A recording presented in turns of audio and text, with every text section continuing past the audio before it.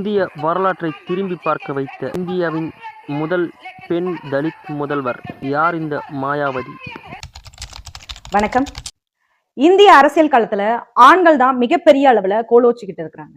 இந்த ஆதிக்கத்தை மீறி பெண்கள் அரசியலுக்கு வருவது என்பது சாதாரண விஷயம் கிடையாது. அது ஒரு அசாதாரணமான ஒரு விஷயம். சமூக சீர்திருத்த களத்துல முற்போக்கான பிற்படுத்தப்பட்ட சமூகத்தை சார்ந்தவங்க, முற்படுத்தப்பட்ட சமூகத்தை சார்ந்த பெண்கள், அப்பர் காஸ்ட்னு சொல்லப்படுகிற ஆதிக்க சாதிகள்னு சொல்லப்படுகிற பெண்கள் தான் பெரும்பான்மையா அரசியல் களத்துல வந்தாங்க அப்படிங்கிறது வரலாறு. சமூக சீர்திருத்த பணிகள்ல மகாத்மா ஜோதிராவுக்கு பூலேக்கு பிறகு அவருடைய மனைவி சாவித்திரிபாய் பூலே சமூக சீர்திருத்த பணியில வந்தாங்க. மிகப்பெரிய அளவுல பெண்கள் படிக்கணும் அப்படின்னு சமூக சீர்திருத்தத்துக்காக உழைச்சாங்க, பாடுபட்டாங்க. இந்திய அரசியல்ல பொறுத்த வரைக்கும் இந்த ஒரு 100 வருஷமா தான் பெண்கள் அரசியலுக்கே வராங்க. அப்படி அரசியல் களத்துக்கு, சமூக களத்துக்கு வந்த பெண்கள் ஓரளவுக்கு அவங்க அதிகாரத்தை சுவைச்சிருக்கிறாங்க. அந்த அதிகாரம் என்ன அப்படின்னா, குறைஞ்சபட்சம் ஒரு நாடாளுமன்ற உறுப்பினரா வர்றது, ஒரு சட்டமன்ற உறுப்பினரா வர்றது, இல்லைன்னா ஒரு அமைச்சரா இருக்கிறாங்க பெண்கள். அதை தொடர்ந்து தீண்டப்படாத சமூகம்னு சொல்லப்படுகிற பட்டியலின சமூகத்தில இருந்து கூட பெண்கள் அரசியலுக்கு வந்திருக்கிறாங்க. குறிப்பா சென்னை மாகாணத்துல தந்தை சிவராஜ் அவர்களுடைய மனைவி மீனம்பாள் சிவராஜ் அவர்களும் அரசியலுக்கு வந்திருக்கிறாங்க. அவங்க செல்வ செழிப்பா ஒரு பட்டியல் சமூகத்தை சார்ந்தவங்களா இருந்ததால, பொருளாதார ரீதியா அவங்க குடும்பம் வலுவா இருந்த காரணத்தினால அவங்களால அரசியல் களத்துல நிக்க முடிஞ்சது, வெற்றி பெறவும் முடிஞ்சது. அவங்களும் பல பதவிகளை அடைஞ்சிருக்கிறாங்க. அதுல அவங்க சிறப்பா செயல்பட்டு இருக்கிறாங்க. அதாவது பட்டியலிட முடியாத அளவுக்கான பொறுப்புகளை வகித்து அதுல சிறப்பா செயல்பட்டு இருக்கிறாங்க. இன்னும் சொல்லணும்னா, பாபா சாஹிப் அம்பேத்கருடன் இணைந்து பணியாற்றக்கூடிய ஒரு ஆளுமை அப்படின்னா அது அன்னை மீனாம்பாள் சிவராஜ் அவர்கள் தான். பாபா சாஹிப் அம்பேத்கர் தன்னுடைய தங்கைன்னு பெருமையா சொல்ற அளவுக்கு அவங்க அந்த அளவுக்கு பணியாற்றி இருக்காங்க. அதை தொடர்ந்து தமிழ்நாட்டுல சத்தியவாணி முத்தம்மா அவங்க கணவரோட முத்து அவரோட இணைந்து சமூக சீர்திருத்த களத்துல, அரசியல் களத்துல எம்எல்ஏவா, அமைச்சரா வந்திருக்கிறாங்க சத்தியவாணி முத்தம்மா. இப்படி நிறைய பெண்கள் அவங்க கணவர்களோடு இணைந்து சமூக களத்துல செயல்பட்டாங்க. அதுக்கு நம்ம பல உதாரணங்கள் இருக்கு. பல பெண்கள் இன்னைக்கு சாட்சியா இருக்கிறாங்க. அத்தனை பெண்களை இந்த ஒரு வீடியோவுல சொல்ல முடியாது, நேரத்தின் அருமை கருதி நான் ஒரு 2 பெண்களை உதாரணமா இன்னைக்கு மேற்கோள் காட்டியிருக்கிறேன். தமிழ்நாட்டை விட பிற்போக்கு மாநிலம்னு சொல்லப்படுகிற வட இந்தியாவில வர்ணாசிரம கொள்கையை தீவிரமா கடைபிடிக்கக்கூடிய, சனாதனத்தின் ஊற்றுக்கண்ணாக இருக்கக்கூடிய, இந்துத்துவத்தின் வேராக இருக்கக்கூடிய வட இந்தியாவில ஒரு பெண் அரசியலுக்கு வருவது என்பது சாதாரண விஷயம் கிடையாது. அதுலயும் குறிப்பா தலித் பெண்கள் அரசியலுக்கு வர்றது நடக்கவே நடக்காது. அது சாதாரண விஷயம் கிடையாது. ஏன்னா நம்ம சமூகத்துல ஒடுக்கப்பட்டிருக்கிறோம், ஆதிக்க சாதிகளால் ஒடுக்கப்பட்டிருக்கிறோம். அரசியல் களத்துல முதல்ல தலித்தான்களே தங்களை நிலைநிறுத்திக் கொள்வதற்காக, அதிகாரத்துல வருவதற்காக மிகப்பெரிய போராட்டங்களை ஆதிக்க சாதிகள் கிட்ட எதிர்கொள்றாங்க. அப்ப அந்த அளவுக்கு ஒடுக்குமுறைகளை தலித் ஆண்களே சந்திக்கிற அந்த காலத்திலயும் சரி, இந்த காலத்திலயும் அவங்க சந்திக்கிறாங்க. அப்போ தலித் பெண்கள் மிகப்பெரிய ஒடுக்குமுறையை அரசியல் களத்துல சந்திக்க வேண்டிய நிலைமை இருந்தது. இதோட இந்தியாவுல பெண்கள் அரசியல் களத்துல எப்படி இருந்தாங்க அப்படின்னு உங்களுக்கு புரியுற மாதிரி சில உதாரணங்களை சொல்றேன். புரியுதான்னு பாருங்க. இந்திரா காந்தி இந்த நாட்டினுடைய பிரதமரானார், முதல் பெண் பிரதமரானார். ஆனா அவருக்கு பின்னால சாதி இருந்தது. அவங்க அப்பா ஒரு மிகப்பெரிய தலைவர், பாரம்பரியமிக்க ஒரு பார்ப்பன பண்டிட் குடும்பம் அவங்களுடையது. இவ்வளவு பெரிய குடும்பத்துல பாரம்பரியத்துல இருந்து வந்தவங்களா அன்னை இந்திரா காந்தி இருந்தா கூட, பாபா சாஹிப் அம்பேத்கர் அவர்கள் எழுதிய சட்டத்தினுடைய விளைவாக தான் அன்னை இந்திரா காந்தி அவர்களால பிரதமராக முடிஞ்சது. அரசியல் களத்துல நேருவுக்கு அடுத்து அவங்க ஒரு வாரிசா தன்னை தக்க வச்சுக்க முடிஞ்சதுன்னா இந்திய அரசியலமைப்பு சட்ட உரிமையினால, பாபா சாஹிப் அம்பேத்கர்னாலதான் அது சாத்தியமாச்சு. இதை யாரால மறுக்க முடியுமா? அடுத்து மம்தா பானர்ஜி இருக்கிறாங்க. அவங்களும் ஒரு பிராமண சமூகத்தை சார்ந்தவங்க. மேற்கு வங்காளத்துல அவங்க செயல்பட்டுக்கிட்டு இருக்காங்க. தமிழ்நாட்டுல கூட ஜெயலலிதாங்கிற ஒரு பார்ப்பன சமூகத்தை சார்ந்தவங்க தான் அதிகாரத்துல கோலோச்சிட்டு இருந்தாங்க. இந்த வரலாறுலாம் நமக்கு தெரியும், ஏன்னா நம்மளே அதை அனுபவிச்சிருக்கிறோம்ல. ஆக இந்தியாவோட உச்சபட்ச அதிகாரத்துல பெரும்பான்மை இருக்கக்கூடிய பெண்கள் பிராமண பெண்கள் அல்லது முற்பட்ட சாதி பெண்கள் தான் அதிகமா இருந்திருக்கிறாங்க. இன்னைக்கு அரசியலுக்காக பழங்குடி சமூகத்தை சார்ந்த பெண் நாட்டினுடைய முதல் குடிமகளாக இருந்தாலும் அவங்களும் எவ்வளவு ஒடுக்குமுறைக்கு ஆளாகிறாங்கன்னு நம்ம கண் கூட பாத்துக்கிட்டு தான் இருக்கோம். இந்த பிஜேபி அரசாங்கம் எவ்வளவு ஒடுக்குமுறைகளை அவங்களுக்கு நிகழ்த்துது. முதல் குடிமகளா இருந்தாலும் இந்த பிரச்சனையை எதிர்கொள்றாங்க. இந்திய அரசியல ஒரு தலித் பெண் எடுத்த உடனே அரசியல் களத்துல வெற்றிலாம் அடைய முடியுமான்னு கேட்டா அது சாத்தியமே கிடையாது. சிரமமான விஷயம் தான் என்ன பொறுத்த வரைக்கும். அப்ப இந்திய வரலாற்றுல ஒரே காலகட்டத்துல 2 பெண்கள், ஒடுக்கப்பட்ட பெண்கள் சமூக விடுதலைக்காக தங்களை அர்ப்பணிச்சுக்கிறாங்க. ஒருத்தவங்க மத்திய பிரதேசத்துல தீண்டாமைக்கு உள்ளாக்கப்பட்டு பாலியல் வன்கொடுமைக்கு ஆளாக்கப்பட்ட ஒரு பெண் துப்பாக்கியை ஏந்திக்கிட்டு, புல்லட்டை ஏந்திக்கிட்டு ஆதிக்க சாதிகளை எதிர்த்து போராட்ட களத்துக்கு, அரசியல் களத்துக்கு வந்தாங்க. அவங்கதான் பூலாந்தேவி.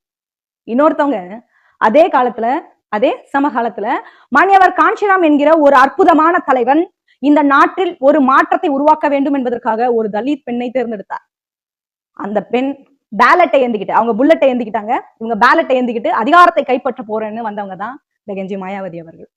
சாதாரண எளிய குடும்பத்துல இருந்து ஆசிரியராக இவங்க பணியாற்றி இருக்கிறாங்க.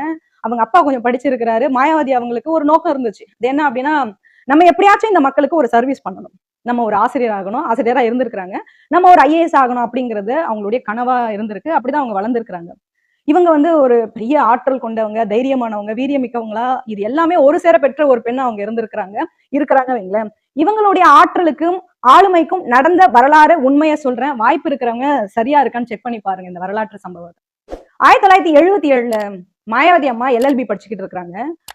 அந்த நேரத்துல ராஜநாராயண் அவர்கள் மிகப்பெரிய தலைவரா வராரு. அன்னைக்கு இந்திரா காந்திக்கே ஆட்சி செய்ய தகுதி இல்லைன்னு வழக்கு தொடுத்தவர், கூடவே கொடைச்சலும் கொடுத்தவர் யாரு? ராஜநாராயண்.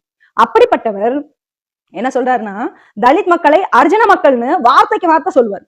அப்போ ஒரு கூட்டத்துல அவர் பேசுறாரு. அந்த கூட்டத்துல மாயாவதி அம்மாவும் கலந்துக்கிட்டாங்க. அப்போ இவர் வார்த்தைக்கு வார்த்தை அர்ஜுனன்னு சொல்லும்போது, நீ யாரடா என் மக்கள் அர்ஜுனன்னு சொல்ற அப்படின்னு கேள்வி எழுப்புறாங்க. கூடவே அவரை பாஸ்டர்னு திட்டுறாங்க.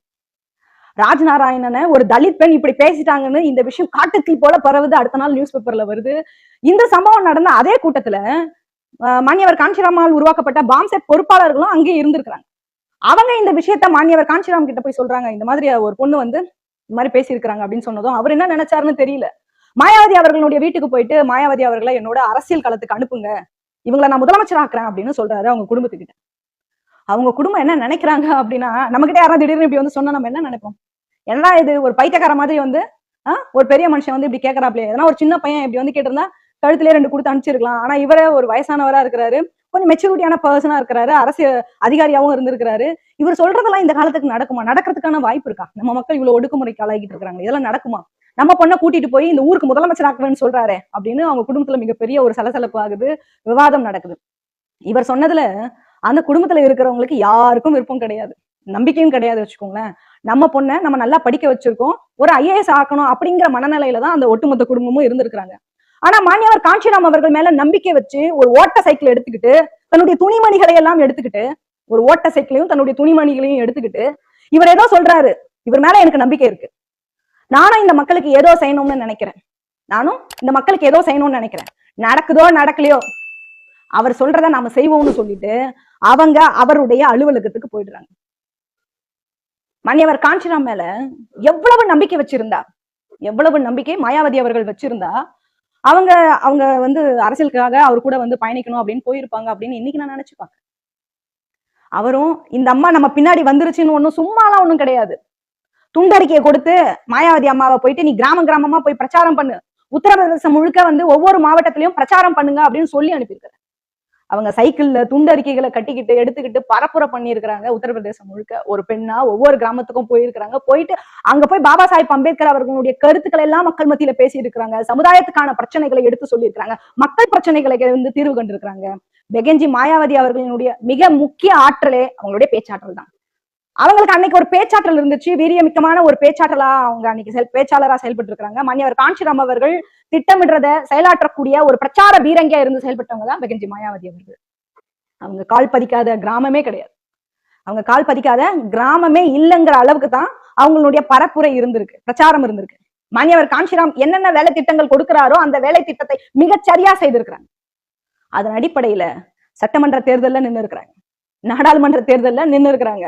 ஒவ்வொரு தேர்தலையும் நின்னு அவங்க ஒரு பாடத்தை நமக்கு சொல்லியிருக்காங்க. என்ன பாடம் தெரியுமா? முதல் தேர்தல நீ 3வது இடம் வர முடியும் தேர்தல், 2வது தேர்தல்ல நீ 2வது இடம் வர முடியும், 3வது தேர்தல்ல நீ முதல் இடத்தை பெற முடியும் அப்படிங்கிற ஒரு வரலாற்றை அவங்க நிகழ்த்தி காட்டினாங்க, வெற்றி பெற்றாங்க. கொஞ்சம் கொஞ்சமா தன்னுடைய வெற்றிகளை குவிச்சாங்க.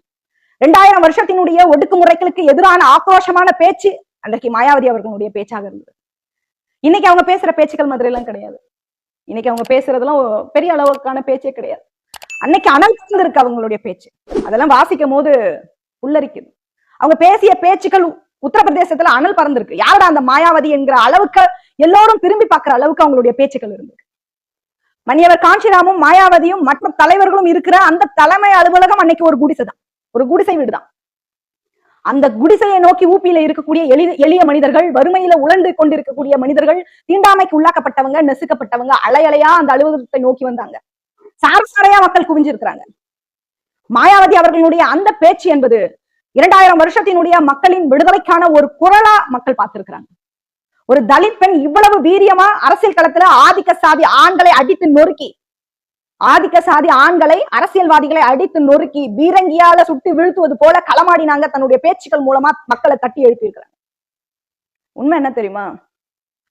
நம்முடைய பாபா சாஹிப் அவர்களை அவமானப்படுத்தின காங்கிரஸை, ஹீரோவா இருந்த காங்கிரஸை ஜீரோவாக்குனாங்க உத்தரப்பிரதேசத்துல. உத்தரப்பிரதேசத்துல காங்கிரஸ் கட்சியை காலி பண்ணிருக்கிறாங்க. இரட்டையர்கள் மாதிரி இந்தியா முழுக்க ஒரு காலச்சக்கரத்தை மாநியவர் காஞ்சிராம் அவர்கள் சுத்திக்கிட்டே இருந்தார். ஊபிங்கிற ஒரு சக்கரத்தை மாயாவதி அவர்கள் சுத்தி சுழண்டு கொண்டிருந்தாங்க. இந்தியாவின் இதயம் என்று சொல்லப்படுகிற உத்தரப்பிரதேசத்தை பிடிச்சோம்னா இந்த நாட்டை, இந்தியாவை பிடிச்சிடலாம் அப்படின்னு தொலைநோக்க திட்டம் போடுறாங்க. அவங்க 2 பேருடைய கனவே இந்த நாட்டினுடைய பிரதமராக ஒரு ஒடுக்கப்பட்ட சமூகத்தை சார்ந்த, ஒரு தலித் சமூகத்தை சார்ந்தவங்க வரணும் அப்படிங்கிறது. அந்த கனவுக்காக நெருப்பை போல, சூறாவளி போல 10 வருஷத்துல 1984 ஆரம்பிக்கப்பட்ட பகுஜன் சமாஜ் கட்சி 1995 மாயாவதி அவர்கள் முதலமைச்சர் ஆகிறாங்க. அந்த மாதிரியான உழைப்பை இந்தியாவில எந்த தலித் தலைவரும் செய்ய முடியாது. அந்த அளவுக்கான உழைப்பை போட்டு கிராமம் கிராமமா சுத்தி பாபா சாஹிப் அம்பேத்கருடைய கருத்துக்களை எடுத்து சொல்லி, நல்லா கவனிக்கணும், பாபா சாஹிப் அம்பேத்கருடைய கருத்துக்களை எடுத்து சொல்லி மக்களை தன் பக்கம் திருப்பி ஒரு தலித்தும் இந்த நாட்டை ஆள முடியும்னு சொல்லி, நம்ம ஓட்டுல நம்ம ஆட்சி மலரணும்னு சொல்லி மக்களுடைய வாக்குகளை பெற்று அதை அறுவடை செய்திருக்கிறாங்க. இந்தியாவினுடைய இளம் முதலமைச்சராக குறைந்த வயதுல ஒரு தலித் பெண் முதலமைச்சராவது என்பது வரலாறு. இந்த வரலாறை தமிழக தலித் ஆளுமைகளால் நெருங்க கூட முடியாது, தொட்டு கூட போக முடியாது. இந்த நாட்டினுடைய வரலாறு என்பது ராஜாக்களும் ராணிக்களும் ஆண்ட வரலாறு. அந்த ராஜா ராணிகள் காலம் போய் தலித் மக்களும் ஒரு ராணியாக முடியும்னு சொல்லி பாபா சாஹிப் அம்பேத்கர் அவர்களுடைய கனவை மாநியவர் காஞ்சிராம் அவர்கள் மாயாவதி அவர்கள் மூலமா நிறைவேற்றி காட்டினார். இந்த சமூக நீதி தமிழ்நாட்டுல ஒரு தலித்துக்கு ஓட்டு போடுறதே இன்னைக்கு யோசிச்சுக்கிட்டு இருக்கிறாங்க. ஆனா உத்தரப்பிரதேசத்துல இவங்களுக்கு, பகுஜன் சமாஜ் கட்சிக்கு, மாயாவதி அவர்களுக்கு பிசிங்க ஓட்டு போட்டிருக்காங்க, எம்பிசிகள் ஓட்டு போட்டிருக்காங்க, முஸ்லிம்கள் ஓட்டு போட்டிருக்காங்க, கிறிஸ்டியன்கள் ஓட்டு போட்டிருக்காங்க, ஏன் பிராமணர்கள் உள்பட்ட எல்லோரும் ஓட்டு போட்டுதான் 1995 அந்த அம்மாவை முதலமைச்சர் ஆகினாங்க. அதுதான் இந்தியாவினுடைய வரலாறு. இந்திய வரலாற்றுல இதுதான் முதல் முறை ஒரு பெண் தலித் முதல்வர் ஆகிறது. அதுவரை ஒரு தலித் பெண் அமைச்சரா வந்திருப்பாங்க, எம்எல்ஏவா வந்திருப்பாங்க, அப்படிதான் நம்ம தலைவர்கள் இருந்திருக்கிறாங்க.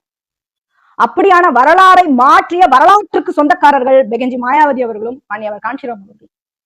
இன்னைக்கு பகுஜன் சமாஜ் கட்சிக்கு தேசிய தலைவரா இருக்கிறாங்க. 3வது தேசிய கட்சியா உருவாக்குறது சாதாரண விஷயம் கிடையாது. இன்னைக்கு அரசியல் தேர்தல் அங்கீகாரம் வாங்குறதே நம்ம பெரிய விஷயமா இன்றைக்கு நம்ம நினைக்கிறோம். 3வது தேசிய கட்சியாக உருவாக்குறதுங்கிறதுலாம் சாதாரண விஷயம் கிடையாது. அந்த அளவுக்கு அவங்களுடைய உழைப்பை செலுத்தி 4 முறை முதலமைச்சரா வந்திருக்கிறாங்க. அதன் பிறகு மாயாவதி அவர்களை மாநியவர் காஞ்சிராம் அவர்கள் தன்னுடைய இறுதி காலத்துல அரசியல் வாரிசா அறிவிச்சாரு. மாநியவர் காஞ்சிராம் அவர்கள் இறந்த பிறகு மெஜாரிட்டியா 2007 இருந்து 2012 206 சீட்டுகளை பெற்றிருக்காங்க, மெஜாரிட்டியா பெற்றிருக்காங்க. இந்த வரலாறை படிக்காத, தெரிஞ்சுக்க கூட முயற்சி பண்ணாத ஒரு சிலர் ஒரு தலித் முதல்வராகிறது நடக்காது, முடியாது அப்படின்னு அவநம்பிக்கையை இந்த தமிழகத்துல விதைச்சுக்கிட்டு இருக்காங்க. ஒரு அரசியல் களத்துல ஒரு தலித் பெண் வந்தா எவ்வளவு சிரமப்படணும்னு எனக்கே ஒரு அனுபவம் இருக்கு. மாவட்ட அளவுல, மாநில அளவுல நான் களமாடும் போது எவ்வளவு சிரமப்பட்டேன்னு எனக்கே ஒரு அனுபவம் இருக்கு. இதுல வேடிக்கை என்னன்னா, அதே கட்சியில, அதே பிஎஸ்பில நான் களமாடும் போது அந்த அனுபவம் எனக்கு இருக்கு. அரசியல் களத்துல ஆண்களை ஆளுமை செலுத்தக்கூடிய இடத்துல ஒரு பெண் இருந்துட்டா எவ்வளவு கேவலமா பேச முடியுமோ, எவ்வளவு கேவலமா பேச முடியுமோ அவ்வளவுக்கு கேவலமா பேசுவாங்க, ஒடுக்குமுறைகளை செய்வாங்க. ஒரு தலித் பெண்ணினுடைய தலைமையை ஏத்துக்கிறது என்பது ஒரு தலித் ஆணை ஏத்துக்க மாட்டாங்க. இதுல எங்க இருந்து மற்ற சமூகத்து ஆண்கள் ஏத்துப்பாங்க ஒரு தலித் பெண்ண? இன்னைக்கு என்ன பண்றாங்க தெரியுமா? அனுதாபத்தால, கருணையால அரசியலுக்கு வர பெண்களை ஏத்துப்பாங்க.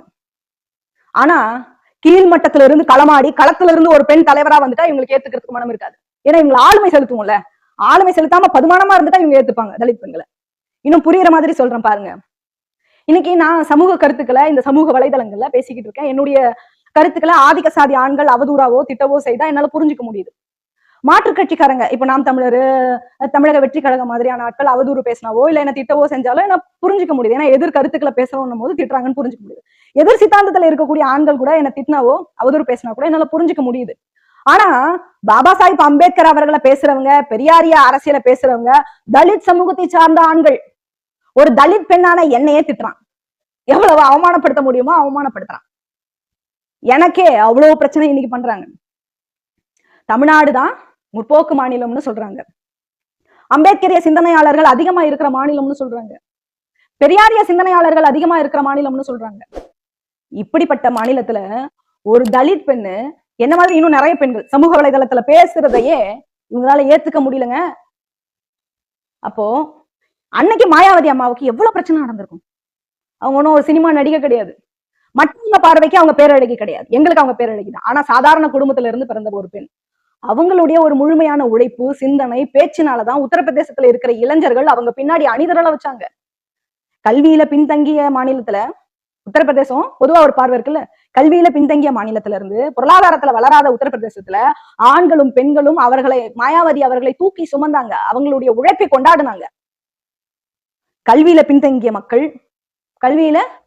மக்கள், பொருளாதாரத்துல வளர்ச்சி அடையாத மக்கள், பாபா சாஹிப் அம்பேத்கரை பெரிய அளவுல தெரிந்து கொள்ளாத மக்கள், அரசியல் விழிப்புணர்வு பெரிய அளவு இல்லாத மக்கள்னு சொல்லப்பட்ட அந்த மக்கள் தான் பாபா சாஹிப் அம்பேத்கரை ஏத்துக்கிட்டு அனைத்து சாதிகளும் ஒன்று சேர்ந்து மாயாவதி அவர்களை முதலமைச்சராக்கினாங்கிறது வரலாறு. இன்னைக்கு ஒரு அரசியல் சூழ்நிலை காரணமா அவங்க பெரிய அளவுல அரசியல் செய்யாம இருக்கலாம், அவங்களுக்கு வயதாகி இருக்கலாம், அவங்க குடும்பம் அவங்களை ஆக்குபை பண்ணிருக்கலாம். இன்னைக்கு பிஎஸ்பியினுடைய நிர்வாகமே அது ஒரு முறையான ஒரு நிர்வாகமா இல்லாம வேற ஒரு நிர்வாகமா இருக்கலாம். ஆனா அவங்களுடைய உழைப்பையோ, அவங்களுடைய ஆற்றலையோ, அவங்களுடைய அச்சீவ்மெண்ட்டையோ, அவங்க அடைந்த இலக்கையோ சாதாரணமா நினைச்சிட முடியுமா? இன்னும் புரியுற மாதிரி சொல்றேன் பாருங்க, அவங்க எவ்வளவு பெரிய ஆளுமை மிக்க தலைவர்ங்கிறதுக்கு சொல்றேன் பாருங்க. இன்னைக்கு தமிழ்நாட்டுல தலித் தலைவர்களுக்கு வேண்டும் என்றே சமமான நாற்காலி போடாம இருக்கலாம் அதிகாரத்துல இருக்கிறவங்க. அந்த தலித் தலைவர்கள் சாதி இந்துக்கள் அவமானப்படுத்தி இருக்கலாம். அந்த தலித் தலைவர்களும் ஆதிக்க சாதிகளினுடைய மனம் நோகாம அவங்க மனம் குளிர்ற மாதிரியான வார்த்தைகளை செய்தியாளர் சந்திப்புல சொல்லியிருக்கலாம். ஆனா பெகஞ்சி மாயாவதி அவர்களோ சனாதனவாதிகளுக்கு முன்னால கால் மேல் கால் போட்டு உட்கார்வதெல்லாம் அவங்களுக்கு வேணா சாதாரணமா தெரியலாம், எனக்கு அப்படி கிடையாது. ஒரு பெண் கால் மேல கால் போட்டு அரசியல் களத்துல உட்கார்றது சாதாரணமா எடுத்துக்க முடியாது. ஏன்னா பெண்களை எல்லா வகையிலும் ஒடுக்கணுங்கிற சிந்தனை சனாதனவாதிகளுடைய நாடி நரம்பெல்லாம் ஊறி போன அவங்க முன்னாடி அந்த அம்மா கால் மேல கால் போட்டது எனக்கும் நான் சார்ந்து இருக்கிற சமூகத்துக்கும் கௌரவம் தான், பெருமை தான். இந்த அருமையெல்லாம் சரிசமமா உட்கார வைக்காதையே கண்டிக்காத உங்களுக்கு எப்படி தெரிய போகுது? இன்னைக்கு சிலர் சொல்றாங்க, நாம எல்லாம் எப்படி அதிகாரத்துக்கு போக முடியும், நம்மளெல்லாம் எவன் ஏத்துப்பான்னு கேக்குறாங்க, ஆட்சி அதிகாரத்தை நம்மளால எப்படி கைப்பற்ற முடியும் அப்படின்னு சொல்றவங்க. அவங்களுக்கெல்லாம் மிகச்சிறந்த உதாரணம் பெகஞ்சி மாயாவதி அவர்களும் கட்சிராம் அவர்கள் தான். தமிழ்நாட்டுல இருக்கிற சில தலைவர்கள் இந்த வரலாறை, இந்த சாதனையை நம்முடைய இளைஞர்களுக்கு சொல்றதே கிடையாது. இன்னைக்கு மாயாவதி அம்மா இயலாமையில இருக்கலாம், அரசியல் இயலாமையில இருக்கலாம், தவறான அரசியல் முடிவுகள் அவங்க எடுத்திருந்திருக்கலாம். அதற்காக அவங்களுடைய சாதனைகளை அவங்க செய்த அரசியலோட தலைகீழ் மாற்றத்தை சொல்லக்கூடாதுன்னு எதனா இருக்குதா தமிழ்நாட்டு தலைவர்களுக்கு? தமிழ்நாட்டுல இருக்கிற நம்ம தலைவர்கள் மார்க்ஸை பத்தி பேசுவாங்க, ஏங்கல்ஸை பத்தி பேசுவாங்க, சேகவாரா பத்தி பேசுவாங்க, ஏன் மேதகு பிரபாகரன் அவர்களை கூட பேசுவாங்க, மணிக்கணக்கா பேசுவாங்க. இந்த தலைவர்களை எல்லாம் பேசக்கூடாது என்று நான் எங்கேயும் சொல்லல, அந்த தலைவர்களையும் நம்ம பேசணும் தான். ஆனா தன்னுடைய சொந்த சமூக தலைவர்கள், நமக்கு மூத்தவர்கள் இப்படியான அரசியல் மாற்றத்தை நிகழ்த்தி இருக்கிறார்கள், கட்சிராமும் மாயாவதியும் செய்து காட்டியிருக்கிறார்கள் அப்படிங்கிறத சொல்லவே மாட்டீங்களே. ஏன்னா ஒண்ணு இளைஞர்கள் விழிப்படைஞ்சிருவான், இல்லைன்னா அந்த கட்சிக்கு போயிடுவாங்கிற பயம் உங்களுக்கு. இளைஞர்களுக்கு வரலாறை எடுத்து சொல்லாம, அரசியல் விழிப்புணர்வு ஏற்படுத்தாம, அறியாமையிலே வச்சிருந்தா தானே அந்த இளைஞர்களை திமுக, அண்ணா திமுக கிட்ட உங்களால விற்க முடியும். இதுக்குதான் அந்த தலைவர்கள் இப்படி நடந்துக்கிறாங்கன்னு நான் நினைச்சுக்கிறேன். ஆக ஒரு வரலாற்று சாதனையை படைத்த பெகஞ்சி மாயாவதி அவர்கள் நான் நேசித்த தலைவர் தான், இன்றைக்கும் நேசிக்கக்கூடிய தலைவர் தான். நான் இன்னைக்கு அந்த கட்சியில இல்லாம இருக்கலாம், சில முரண்பாடுகள் காரணமா அந்த கட்சியில இருந்தும் விலகி இருக்கலாம். ஆனா அவங்களுடைய உழைப்பையோ, அவங்களுடைய ஆற்றலையோ, சமூகத்துக்காக அவங்க செய்த நன்மைகளையோ, அவங்க உருவாக்கின ஒரு அரசியல் பாதையோ யாராலையும் மறுக்கவும் முடியாது, மறைக்கவும் முடியாது. அப்படியான ஒரு மிகப்பெரிய வரலாற்றுக்கு சொந்தக்காரர் தான் பெகஞ்சி மாயாவதி அவர்கள். அதுல எந்த மாற்று கருத்தும் கிடையாது.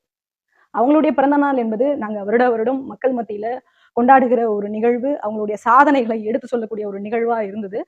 எனக்கும் பல தலைவர்கள் இன்ஸ்பிரேஷன் இருக்காங்க, எல்லாருக்கும் இருப்பாங்க, எனக்கும் அப்படிதான் பல தலைவர்கள் இருக்காங்க. அதுல மிக முக்கியமான இன்ஸ்பிரேஷன் அப்படின்னா அது மாயாவதி அம்மா தான். அதிகாரத்துக்கு நானும் போக முடியும் அப்படின்னு எனக்கு உணர்த்திய ஒரு ஆளுமை மிக்க தலைவரா தான் நான் அவங்கள பாக்குறேன், அப்படிதான் அவங்கள நான் நேசிக்கிறேன். அவங்க வாழ்ற காலத்துல, மாயாவதி அம்மா வாழ்ற காலத்துல நானும் வாழ்றேன் அப்படிங்கிறதும், அவங்கள நான் நேரடியா பார்த்திருக்கிறேன், அப்படி பார்த்து அவங்களுடைய ஆளுமையை நான் உள்வாங்கினது அப்படிங்கிறது என்னுடைய வாழ்க்கையோட ஒரு வரலாறை நான் பாக்குறேன். என் மறைவுக்கு பிறகு இது என்னுடைய வரலாறை நான் பார்க்கிறேன். ஆக என் வரலாற்றை படைத்த அந்த மாபெரும் தலைவருக்கு என்னுடைய பிறந்தநாள் வாழ்த்துக்களை இதன் மூலமா நான் தெரிவிச்சுக்கிறேன். ஜெய் பீம். நன்றி.